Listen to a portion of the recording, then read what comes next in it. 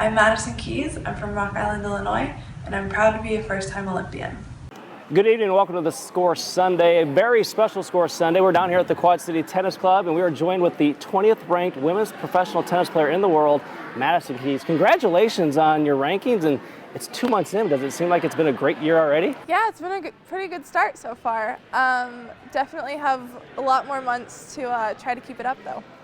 You're back here in the Quad Cities. You don't get back very often. How special is it to come back, not only to the Quad Cities to see family and friends, but to be back at a place where you started your career? It's, whenever I come back, I definitely, try to stop by just a little bit. But it's, it just brings back memories of, being 7 years old and coming over on a Saturday morning for the clinics. And it's definitely, it's definitely a different feeling. For you, this has been a long process to get where you're at. Obviously, a lot of time down in Florida, a lot of training, a lot of tennis matches. For a lot of people, though, this has come upon them so sudden. Do you sense that a little bit as well? It's, people have definitely kind of just been like, oh, wow, it was, you went from here and then now you've just made it. And, there's definitely some years that people don't quite see. And, but I think that's how it works, It's kind of always been like that. It's just one of those things where, if you go out and you work hard and you do everything, then you'll see the benefits. And the people that don't quite know you just kind of see all the good stuff that happens. Do you sense how much this area is backing you? In every match, every point, they're cheering for you? 100%. I think that's one of the really cool things about being from here. It's you always have the support group, and no matter what, they're always there, they're always backing you, they're always cheering for you, and having that support is, you can't really expect that from anywhere else. How much fun was the Australian Open this year? You get to the semifinals, you've never been there. How much fun was that this year for you?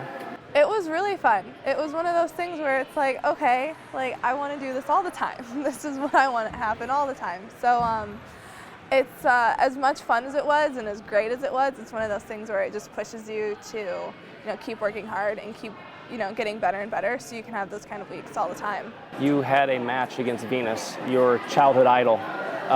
What was that match like? What was your preparation like going in to play her?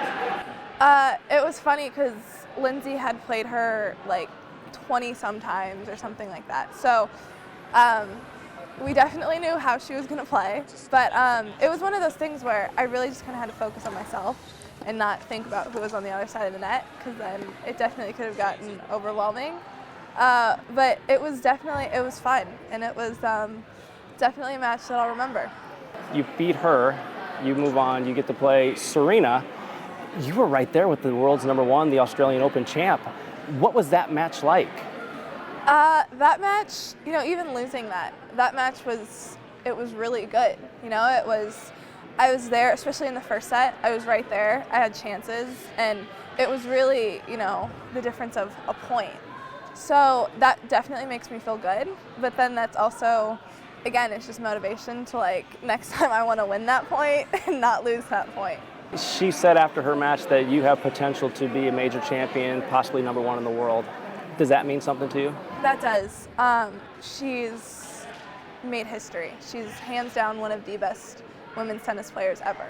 So hearing that is definitely, it makes you, want to go out, it makes you want to try, and it, just kind of gives you a little bit of confidence boost. The switch to Lindsay Davenport as your coach obviously has paid off to this point.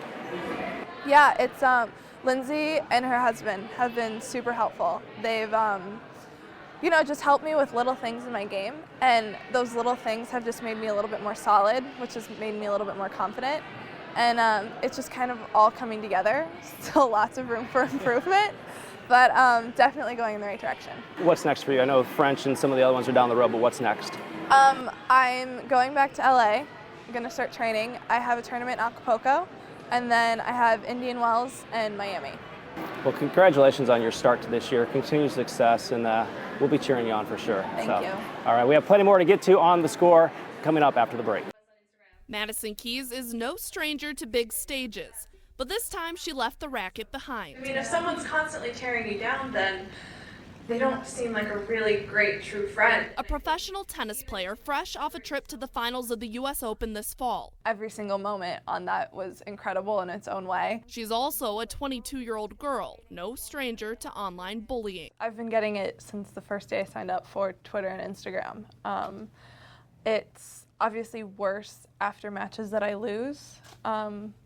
And for the longest time, I would just stay silent about it. Rocky Moline and UT. So today, Keys returned to Rock Island to launch the U.S. arm of Fearlessly Girl, an organization dedicated to empowering young women. This is obviously where I was born and raised and starting tennis, and this is kind of where everything started for me. So for me, there was really no other place to start, something else that means so much to me.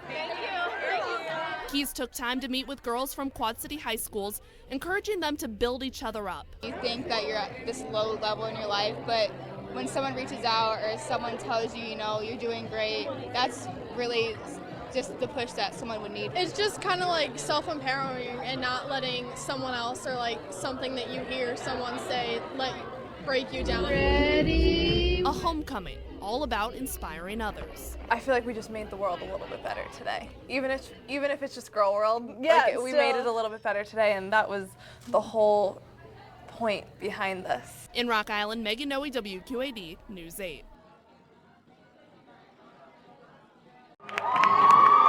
Bringing each other up. We're just ramping them up and getting them excited about today, instead of knocking each other down.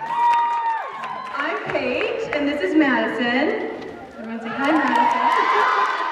It's a message this tennis superstar wants her hometown girls to hear loud and clear. Being a girl is tough, and I also think being a girl in high school is really tough. A lot of times, after a match. Madison Keys is ranked 8th in the world in women's tennis. But another title she takes pride in, we're here for you. Ambassador for Fearlessly Girl, a program for high school girls to learn about self-esteem, self-respect, and kindness. A big part of what we're trying to do is make these girls realize that they're not alone. They should want to be friends with you no matter. Students from all grades, but only one gender, got together and got real. A lot of times girls want to go against each other instead of being together, and they don't understand that at the end of the day, really, we're all one. We should be together, work together. Letting each other know they're all in this together. We're here, we're girls, we're not just a pretty face. So we shouldn't bash each other because we were bashed for so long. Now we should all just stick together and just be empowering. Admitting fears. Being pressured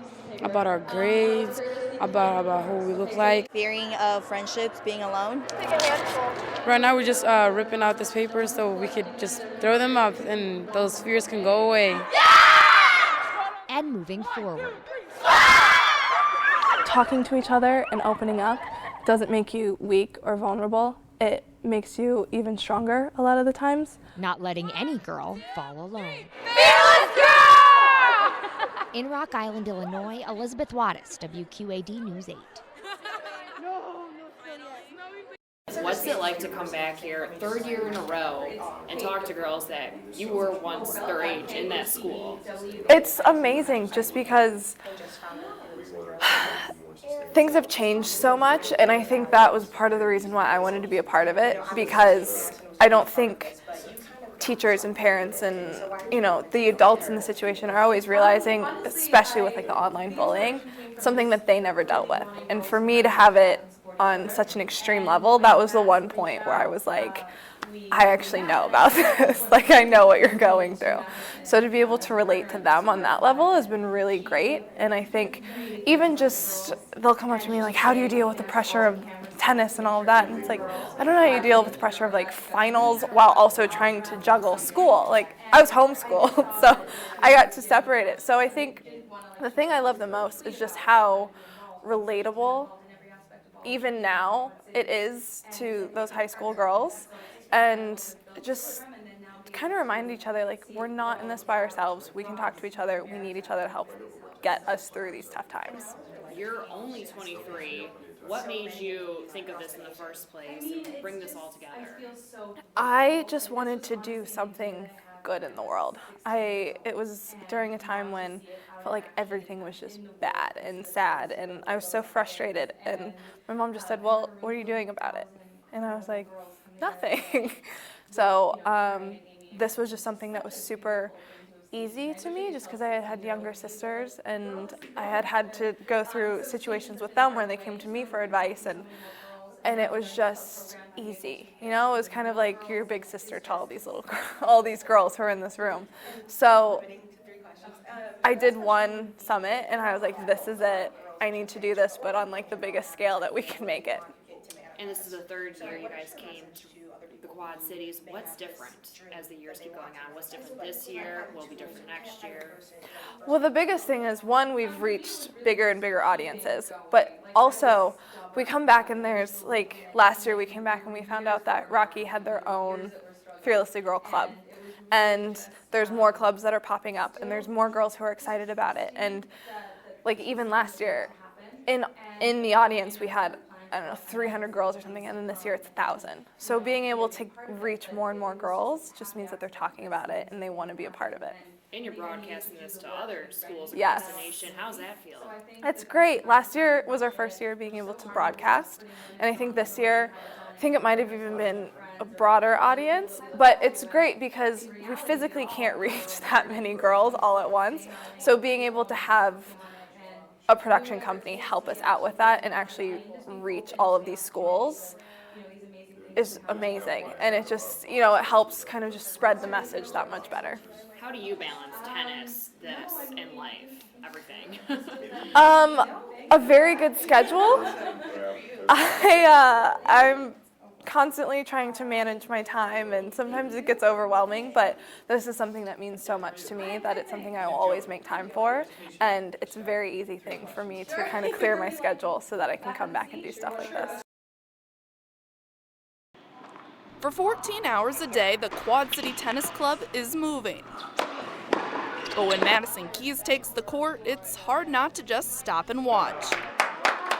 It's really cool because she's from here, and it's just really cool to see her and making it big. Even 10-year-old Logan Howard, who usually watches the men, We usually like Nadal, Ferrer, Wawrinka, yeah. even he's become a fan. She's by far my favorite women's tennis player.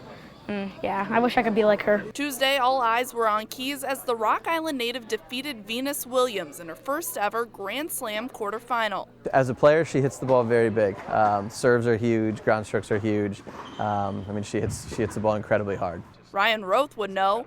Just last month, Keys was home for the holidays, working out on these courts. She jumped in our junior academy. I actually didn't even ask her to. She just came out and started hitting, and half the kids didn't even know she was in the group at the time. And I mean, she is just such a down-to-earth, normal 19-year-old kid. You wouldn't think that she was anybody special or playing at the Australian Open. And no matter how far she goes, She's really nice, and she's fun, and she's really good, obviously. Keys will always have a fan base in the Quad Cities. In Moline, Megan Noe, WQAD News 8. Just now. Dimitrov and Keys win it. Let's let them hear it, everybody. Let's hear it for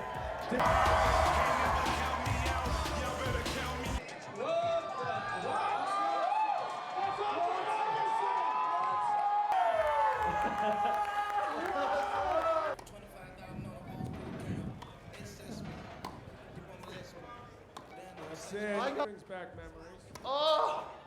Uh-oh. We got Sampras, Agassi, a little sideline Nadal, Federer, Serena. I got this. Oh, still got it. I am confident that Madison has a long tennis career in front of her, and I look forward to seeing where she goes and hope that just as Venus Williams inspired her, she inspires another generation of girls to get involved in sports and follow their dreams.